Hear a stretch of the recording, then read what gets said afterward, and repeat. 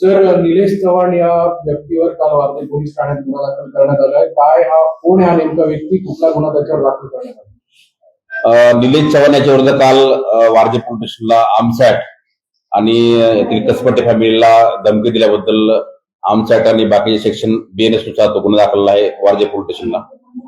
निलेश चव्हाण राहणारा वारजे औदुंबर कॉलनी या ठिकाणी 19 तारखेला यातील जे कसपटे फॅमिली आहे त्याची जी दुर्दैवी महिला मयत झाली तिचा जो बच्चू आहे तो बच्चू यांच्याकडे त्या गुन्हे फॅमिली दिला होता आणि ही त्यांना जेव्हा माहिती कळली कसपटे फॅमिलीला त्यावेळेस तो त्यांचा बच्चू घेण्यासाठी निलेशच्या घरी गेले होते. त्यावेळेस निलेशने त्यांना त्याचं जे लायसन्स वेपन आहे ते दाखवून त्यांना धमकावलं होतं की तुम्ही या ठिकाणी येऊ नका, मी तुम्हाला ते देणार नाही. त्यावरून तो काल आपल्याकडे वारजे पोलीसला गुन्हा रजिस्टर आहे. याच्यामध्ये पुढचा तपास जो आहे ते वारजे पोलीस स्टेशन करत आहे. सर, हा निलेश चव्हाण जो आहे त्याच्यावरती आधी देखील वारजे पोलीस स्टेशनमध्ये त्याच्या पत्नीने जो विरोधात गुन्हा 376 आहे, काय प्रकरण आहे आणि हा रेकॉर्डवरील गुन्हेगार आहे? हा तर सर याचा क्रिमिनल रेकॉर्ड आहे. याच्यापूर्वी 2009 ला सुद्धा याच्यावरती एक NC दाखल आहे. NCवर त्याच्यावर प्रिव्हेंटेशन सुद्धा केलेलं आहे. नंतर याच्यावरती इंजवाडी पोलीस स्टेशनला ड्रंक ड्रायव्हरचा पण एक केस दाखल आहे आणि त्याच्यावर सुद्धा त्याची पुढची प्रिव्हेंटेशन झालेली आहे. 2022 मध्ये याच्या पत्नीने, भाग्यश्री नाव आहे त्या पत्नीने, त्याच्यावरती 376-373 या कलमान्वये त्याच्यावरती गुन्हा दाखल केलेला आहे आणि त्याच्याविरुद्ध कोर्टामध्ये सुद्धा चार्जशीट पूर्वी गेलेला आहे. एकंदरीत पाहता याचे काही पास्ट क्रिमिनल रेकॉर्ड आपल्या रेकॉर्डवर दिसून येत आहे. याचा अगोदर कुटुंबियांशी काय संबंध आहे निलेश चव्हाण?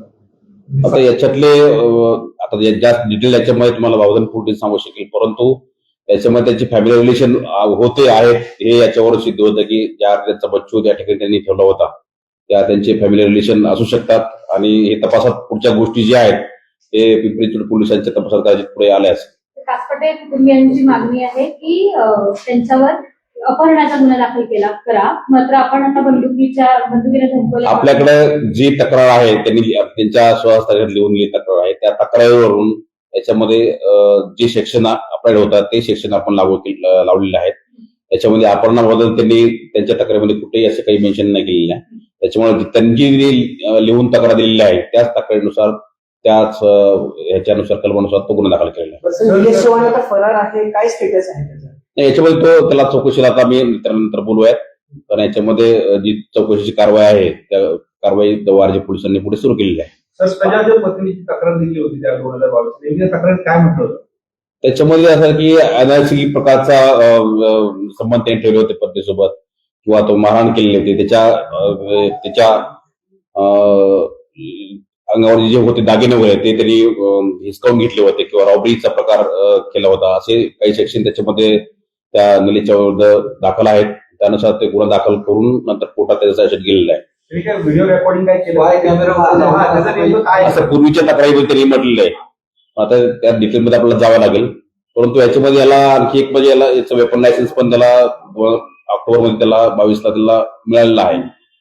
तर ती सुद्धा आपण पुढची कारवाई त्याच्यामध्ये वेपन सुद्धा करत आहोत. सर, पण मग जो निलेश चव्हाण आहे जसं तुम्ही सांगितलं की रेकॉर्डवरील गुन्हेगार आहे, पण आपल्याकडे वारजेला याच्या आधी फक्त 376चा तो एकच गुन्हा होता जो पत्नीने फिर्याद केली होती, बरोबर?